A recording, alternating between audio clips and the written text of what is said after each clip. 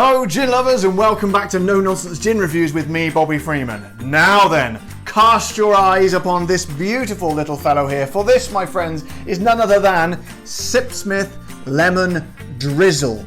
Now then, I'm very, very excited about this one because I reviewed Sipsmith the other day, and let's be honest, we've all tried Sipsmith, but it was quite interesting when I reviewed it because I first time I drank it, it was right back at the beginning of my gin journey, and I remember really liking it, but I kind of moved on, and sort of there were so many other gins around.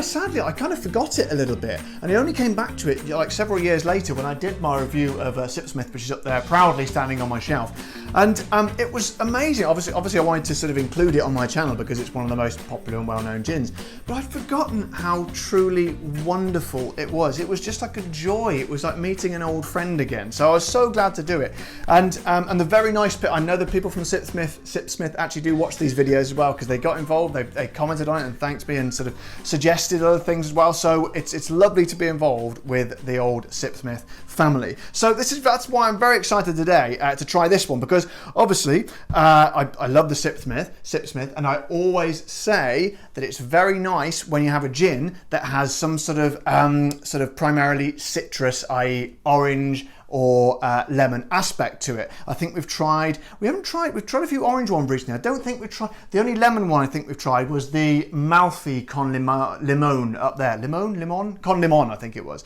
So I'm looking forward to trying Sipsmith's version of this. So I'm also quite intrigued by the way it's called lemon drizzle rather than just lemon, which suggests there's sort of an element of maybe the lemon drizzle cake to it. I don't know, which is my favourite of all the cakes, which I think surely it's everybody's. My mum makes a lovely one, by the way. If you're ever around at her house, insist that she cooks one for you. Anyway, let's open up this fellow, shall we? Oh, hang on just a second before we get into the tasting. Let's just look a little bit at what they say. I'm not going to go too much. I think I go a bit too much into the stuff on the website sometimes, but I do like the company ethos of Sipsmith. So I'm going to read you a little bit. Zesty lemoniness that dials up the citrus.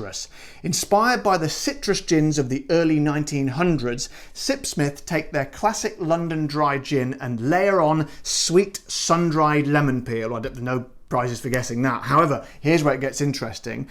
Lemon verbena. I don't think I can categorically say I've never ever tried had any sort of lemon verbena added to the gin before. So that is I think that's a brave choice. You know, maybe too adventurous, but let's find out in a minute. And vapor infused fresh lemons. Vapor infused. God, the mind boggles. I'd love to go and have a look at what goes on at this Sipsmith distillery. In fact, you can actually they do a distillery tour. In fact, can you believe it? I've never done one of these distillery tours. Maybe if Sipsmith, if you're watching, I'd be very keen to come down and have a tour of your distillery. So let's get, and of course, this little fellow, I do believe, it's got a cork, so we know what that means. It's the cork test. So here we go. I can't remember what the cork test was like for Sipsmith, the original one. I think it was good, but let's have a...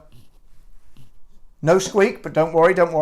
Here we go, going for the full pull. Oh, it's a full, wholesome, brave cork sound there from the Sipsmith. No, I expected nothing less, so it's a strong start straight away. So let's get the old nose in there, shall we, and see what's going on.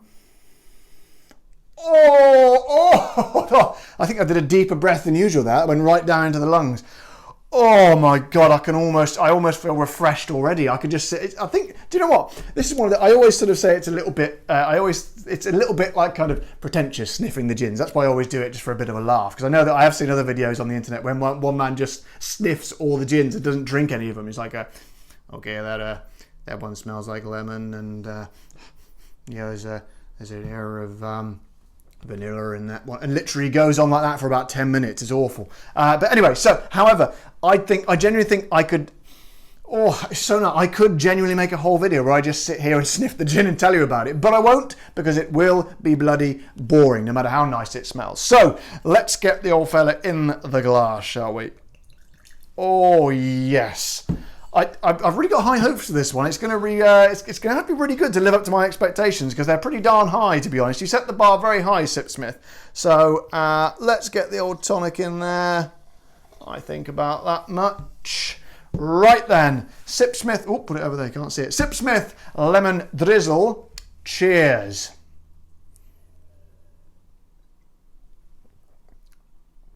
Oh my God. Oh. Right, okay. Calm yourself down, Bobby. Let's condense those movements and noises into words, shall we? Oh, bloody hell. I knew it was going to be good. I knew it was going to be good, but I didn't know it was going to be that good. In fact, I'm going to have to have another taste before I say anything. Here.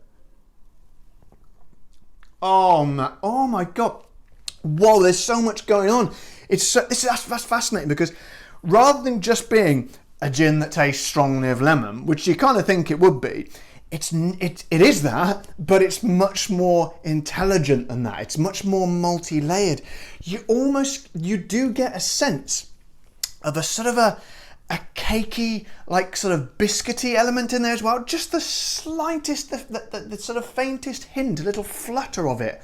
But you do get it in there. I don't know how they do that, but it's definitely not just a lemon flavoured gin. It's like a lemon drizzle cake flavoured gin. Can you imagine anything better than that? I think everything should be lemon drizzle cake flavoured, surely. But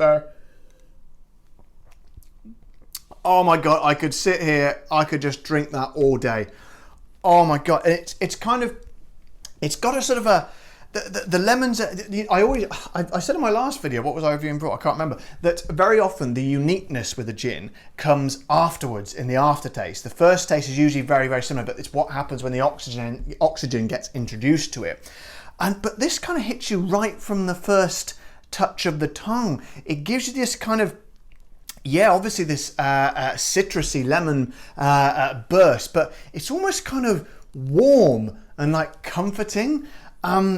It's hard to explain, but it's beautiful. It just dances across the tongue, and it feels like it feels like an extremely confident gin. Like let me into the mouth, let me into that mouth. I know exactly what I'm doing. Stand back, everybody. I'm going to do my thing. Whoosh, and it just goes boof. And it's like there's a party in your mouth, and there's fireworks going off, and it's just.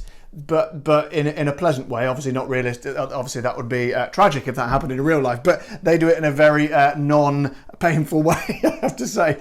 It's absolutely gorgeous, and it's almost like it's like they've taken all the wealth of experience they've got from their very, very popular and excellent gin, and just given it put a sort of a rocket up its arse and made it into something even more special. And they've not just whacked on a bit of flavour. I think I reviewed Gordon's elderflower gin. I said it just tasted like Gordon's, which is bad as it is, but just with a whacking great flavour bolted on the side with no thought gone into it. This company know exactly what they're doing, and there is heart and soul and thought and intelligence gone into this bottle, and you can feel it in every single taste. And the best thing is as well, very, very reasonably priced. It's about 25 quid or $31. And I tell you what, and way below my top bracket of £30 or $37. And you know what I mean? There are other gins that are way more expensive than this that are nowhere near as good. Nowhere near as good. You get some really pretentious gins out there, like sort of £45, £50, which is over $60 a bottle. And I just think, why would you go for these gins when you've got something so beautiful and so expertly created as a Sipsmith? And why would you? I really don't know, and I wouldn't recommend you do it, because what I do recommend is, if you like gin, get yourself down to the gin shop or on Amazon, wherever you get it from.